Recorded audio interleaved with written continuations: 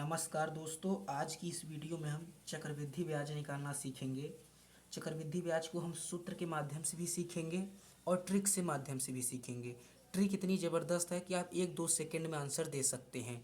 आइए चलिए इस वीडियो को स्टार्ट करते हैं। सबसे पहले हम सूत्र के माध्यम से करेंगे।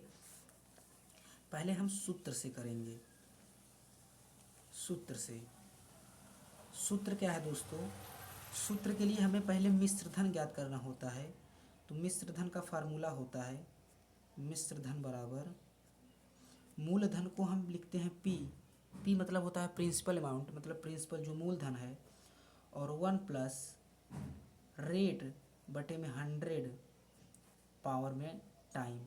ये आपका मिश्र धन का फार्मूला होता है। अब कंपाउंड इंटरेस्ट यानी चक्रवृद्धि ब्याज बराबर होता है चक्रवृद्धि ब्याज, जिसे हम कहते हैं कंपाउंड इंटरेस्ट। तो कंपाउंड इंटरेस्ट बराबर होता है, मिश्र धन को हम ए से लिखते हैं, तो ए माइनस का पी यानी ये प्रिंसिपल। आइए करते हैं। क्वेश्चन देखिए, 2000 रुपये का 20% की वार्षिक दर से 2 साल का। तो 2000 रुपये है, तो मूलधन कितना है 2000। तो यानी मूलधन पी बराबर आपको दिया है 2000 रुपये। दर कितना दिया है? दर यानी रेट आपको दिया है 20%। और टाइम यानी समय कितना दिया है आपको? तो समय दिया है 2 साल का।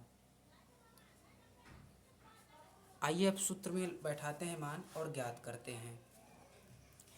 तो हम पहले मिश्र धन ज्ञात करेंगे। मिश्र धन ए बराबर होता है पी 1 प्लस आर बटे में 100 की पावर टाइम।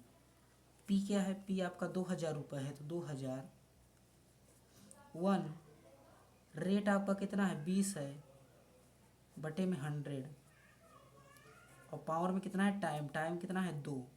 अब आप इसको सॉल्व कर लीजिए। जब आप इसको सॉल्व करेंगे तो 2000 रुपये, देखिए 20 को काटेंगे, 0 से 0 कैंसिल, 1/5 आएगा। 2 से काटेंगे तो ये हो जाएगा 5, यानी 1/5 1 प्लस 1 बटे में 5 की पावर 2। अब ध्यान से देखिए, 2000 है ये, इसको आप लिखिए, इसको जोड़ लीजिए। 5 एक कम 5 एक 6, यानी 6/5 हो जाएगा। 6 बटे में 5 की पावर 2। अब 2000 इंटू में 6 का 36 हो जाएगा, क्योंकि स्क्वायर है, तो 6 का 36 और 5 25। अब 25 से आप इसको काट दीजिए तो ये जाएगा 80 बार में। 25 से आप इसको काटेंगे 80 बार में जाएगा। अब 80 का इसमें गुणा कर दीजिए, 8 का करिए, 0 हम लगा देंगे। 8 छूँ 48 हो जाएगा, और 8 त्रिक 24, 24 4 28, और ये एक 0 था। तो इतने रुपए हमारा क्या आ गया? मिश्र धन आ गया 2880 रुपये। अब हम चक्रवृद्धि ब्याज क्या निकालेंगे? ए माइनस पी, यानी 2880 रुपये में से हम 2000 रुपये घटा देंगे तो हमारा कंपाउंड इंटरेस्ट आ जाएगा। तो कंपाउंड इंटरेस्ट बराबर होता है सी आई मतलब कंपाउंड इंटरेस्ट। तो सी आई बराबर होता है ए माइनस का पी। ए आपका कितना आया है 2880 रुपये, और प्रिंसिपल कितना है आपका 2000 रुपये है। तो प्रिंसिपल 2000 घटा दीजिए इसमें से, ये आपका आ जाएगा 880 रुपये। आपका क्या आ जाएगा? 2 साल का ब्याज आ जाएगा 20% की रेट से। अब आइए दोस्तों, ज़बरदस्त ट्रिक के साथ करते हैं। इसमें इतना टाइम लगा है, उसमें ये भी नहीं लगेगा। तो आइए करते हैं। प्यारे दोस्तों, क्वेश्चन क्या था? क्वेश्चन में दिया था प्रिंसिपल क्या था? प्रिंसिपल 2000 रुपये दिया था, और रेट आपको कितना दिया गया था? रेट आपको दिया गया था 20%। ये क्वेश्चन में दिया था हमें। और टाइम कितना दिया गया था? टाइम दिया गया था आपको 2 वर्ष। अब आइए ट्रिक यूज करते हैं। आप रेट को देखिए 20% है, अगर 20% को आप फ्रैक्शन में बदलेंगे तो 100 से भाग करना पड़ेगा। तो 20% को अगर आपको फ्रैक्शन में बदलना है तो आप 100 से भाग कर दीजिए। तो 20 बटे में 100 आप फ्रैक्शन में बदलेंगे तो ये आ जाएगा, 0 से 0 कैंसिल, 2 पंचे 10, यानी 1/5। यानी 20% की फ्रैक्शन क्या होती है? 1/5। अब देखिए, इसे हम रेशियो वाला ट्रिक बोलेंगे। 2 ट्रिक हैं, इसको हम रेशियो वाला ट्रिक बोलेंगे, बहुत ज़बरदस्त है। यानी 1/5 20% की फ्रैक्शन होती। अब देखिए पहले वर्ष फर्स्ट ईयर की बात हो रही है। फर्स्ट ईयर में ये प्रिंसिपल है दोस्तों, ध्यान दीजिएगा, ये प्रिंसिपल है आपका। अगर पहले साल कोई प्रिंसिपल 5 था तो 20%, 5 का 20% कितना होता है, 1 होता है। तो 20% बढ़कर कितना हो गया, 6। पहले साल प्रिंसिपल 5 था, 5 से 1 बढ़कर 6 हो गया। अगले साल भी 20% वही रेट है, तो अगले साल भी 5% से कितना हो जाएगा, 5 1 6 हो जाएगा। ध्यान से देखिए, पहले साल प्रिंसिपल 5 था, 20% बढ़कर 6 हो गया, फिर 5 था, फिर 20% बढ़कर 6 हो गया। तो ये हो जाएगा 55 25 और ये हो जाएगा 6 का 36। अब ये प्रिंसिपल है दोस्तों। अब प्रिंसिपल आपको कितना दिया गया है, 2000 रुपये। यानी इस 25 यूनिट की वैल्यू कितनी है, 2000। अगर अगर 25 यूनिट बराबर 25 यूनिट्स की वैल्यू कितनी दी गई है, 2000 रुपये, तो 1 यूनिट की वैल्यू कितनी हो जाएगी, 1 यूनिट बराबर हो जाएगा आपका, 1 यूनिट बराबर हो जाएगा 80 रुपये। 1 यूनिट की वैल्यू कितनी आ जाएगी, 80। अब आपको पता है दोस्तों, इसका डिफरेंस ही क्या होता है, CI होता है। तो 36 में से 25 गई, 36 में से 25 गई, आपको बचेगा 11। 36 में से 25 गई 11। अब 11 यूनिट क्या आया है आपका, CI आया है। CI मतलब कंपाउंड इंटरेस्ट। अगर 11 यूनिट CI है, 1 यूनिट की वैल्यू है 80, तो 11 यूनिट की वैल्यू कितनी हो जाएगी, 880 रुपये। यही आपका क्या आया था, चक्रवृद्धि ब्याज आया था 2 साल के लिए। देखिए यह सूत्र में भी यही आया था, यहाँ देखिए सूत्र में भी 880 रुपये आया था आपका कंपाउंड इंटरेस्ट। इसमें भी देखिए यही आया है 880 रुपये। तो इस मेथड से आप किसी को भी रेशियो वाले, पहले आपको क्या करना है, ध्यान से देखिए, पहले आपको जो रेट दिया रहेगा उसको फ्रैक्शन में बदलिए। तो फ्रैक्शन में 1/5 होगा 20% का। पहले वर्ष कोई धन 5 से 6 हुआ, फिर वही धन 5 से 6 हुआ, तो यानी 55 25, यानी 2 साल में 25 यूनिट किस में बदल गया, 36 में। अगर ये 25 यूनिट यानी प्रिंसिपल है 25, अगर 25 की वैल्यू 2000 है तो 1 यूनिट की वैल्यू कितनी हो जाएगी, 80 रुपये हो जाएगी। अब आप CI जानते हैं कि इसका डिफरेंस होता है, यानी 36 में से 25 गई 11, 1 यूनिट की वैल्यू है 80 रुपये, तो 11 यूनिट की वैल्यू हो जाएगी 880 रुपये। तो ये हुआ आपका कंपाउंड इंटरेस्ट।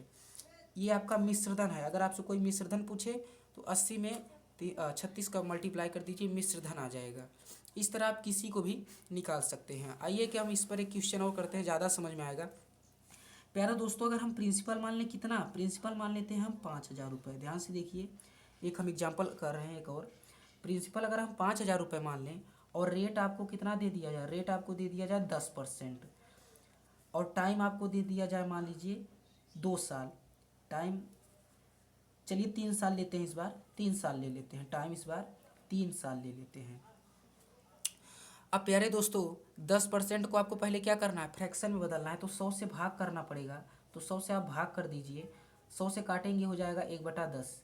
यानी पहले साल कोई धन 10 था, 1 बढ़कर कितना हो गया, 10, 11 हो जाएगा। यानी फर्स्ट ईयर की बात हो रही है, फर्स्ट